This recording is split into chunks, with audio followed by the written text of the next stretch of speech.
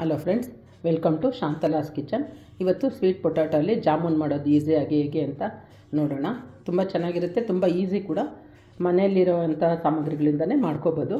ಈ ಥರ sweet potato ಸಿಗುತ್ತಲ್ಲ, ಕ್ಲೀನಾಗಿ ತೊಳ್ಕೊಂಡು ಈ ಥರ ಸ್ಕಿನ್ನೆಲ್ಲ ಪೀಲ್ ಮಾಡಿಬಿಟ್ಟು ಅದು ಸಿಪ್ಪೆ ಎಲ್ಲ ಬೇಯಿಸ್ಕೋಬೇಕು. ಅಂದರೆ ಸ್ಟೀಮ್ ಮಾಡ್ಕೋಬೇಕು, ನೀರಾಗಿ ಬೇಯಿಸಬಾರ್ದು. ಕುಕ್ಕರಲ್ಲಿ ಕೆಳಗಡೆ ನೀರು ಹಾಕಿ ಒಂದು ಬಟ್ಲಲ್ಲಿ ಈ ಥರ ಇಟ್ಬಿಟ್ಟು ಕಟ್ ಮಾಡಿ ಬೇಯಿಸ್ಕೋಬೇಕು. ಅದಕ್ಕೆ 1 ಕಪ್ ಸಕ್ಕರೆ ತಗೊಂಡಿದ್ದೀನಿ. ಮಿಲ್ಕ್ ಪೌಡ್ರು ಉಂಡೆಗೆ ಬರೋ ಅಷ್ಟು ಹಾಕ್ಕೊಂಡು ಕಲಿಸ್ಕೊಳ್ಳೋಣ. 1 ಸ್ಪೂನಷ್ಟು ತುಪ್ಪ, ಏಲಕ್ಕಿ ಪುಡಿ, ಡೀಪ್ ಫ್ರೈಗೆ ಎಣ್ಣೆ.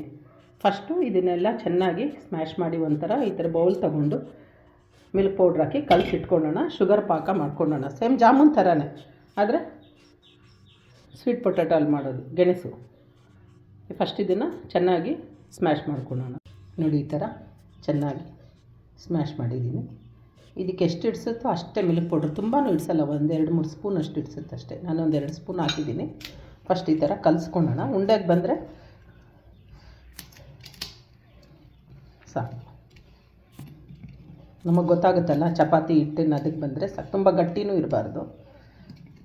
ಫ್ರೈ ಮಾಡೋದು ಅಷ್ಟು ಆಯಿಲಲ್ಲಿ ತುಂಬ ಬೇಗ ಆಗೋಗುತ್ತೆ, ಬೆಂದಿರುತ್ತಲ್ಲ.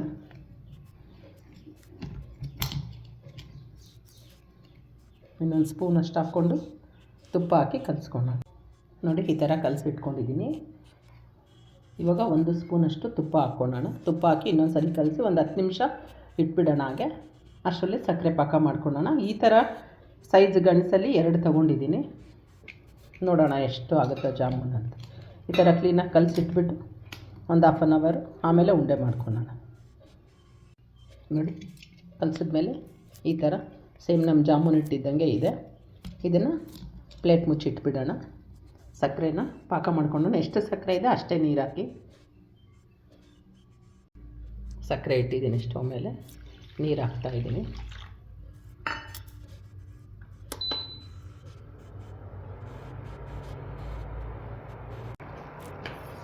ಸಕ್ಕರೆ ಕೂಡ ಪಾಕ ಬಂದಿದೆ. ಸುಮ್ಮನೆ ಒಂದೆಳೆ ಪಾಕ. ಇವಾಗ ಪುಡಿ ಮಾಡಿ ಇಟ್ಕೊಂಡಿರೋಂಥ ಏಲಕ್ಕಿ ಪೌಡ್ರ್ ಹಾಕ್ಕೊಂಡು ಸ್ಟವ್ ಆಫ್ ಮಾಡಿಬಿಡೋಣ. ಇದಕ್ಕೆ 1 ಸ್ಪೂನಷ್ಟು ತುಪ್ಪ ಆ್ಯಡ್ ಮಾಡಿಕೊಂಡ್ರೆ ಜಾಮೂನ್ ಫ್ಲೇವರ್ ತುಂಬ ಚೆನ್ನಾಗಿರುತ್ತೆ. Sugar ಸಿರಪ್ಗೆ add ಮಾಡ್ಕೊಬಿಡೋಣ.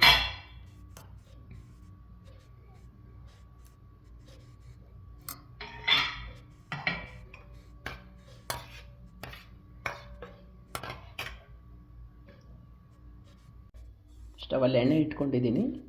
ಎಣ್ಣೆ ಬಿಸಿ ಆಗಲಿ, ಅಷ್ಟೊತ್ತಿಗೆ ಜಾಮೂನ್ ಉಂಡೆ ಮಾಡಿಕೊಂಡು ಡೀಪ್ ಫ್ರೈ ಮಾಡ್ಕೊಂಡು, ತುಂಬ ಕರಿಯೋದು ಬೇಡ, ನೋಡಿಸ್ತೀನಿ.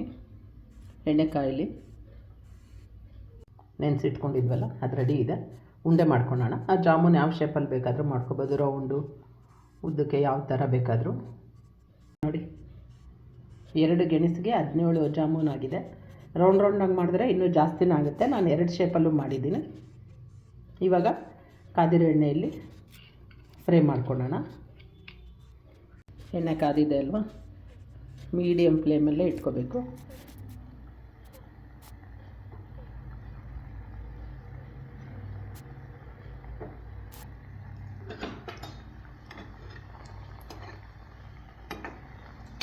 ಸ್ವಲ್ಪ ಗೋಲ್ಡನ್ ಕಲರ್ ಬರೋವರೆಗೂ ಫ್ರೈ ಮಾಡ್ಕೊಳ್ಳೋಣ.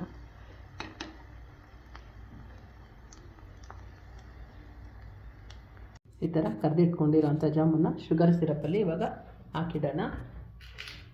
ಹಾಕಿಟ್ಬಿಟ್ಟು ಒಂದು 15-20 ಮಿನಿಟ್ಸ್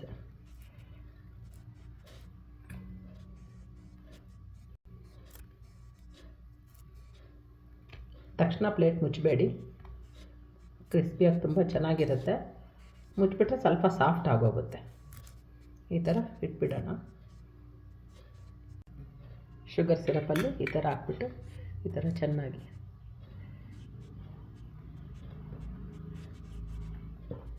ಒಂದು 15 ನಿಮಿಷ ಆದಮೇಲೆ ನೋಡೋಣ, ಸಾಫ್ಟ್ ಆಗಿರುತ್ತೆ.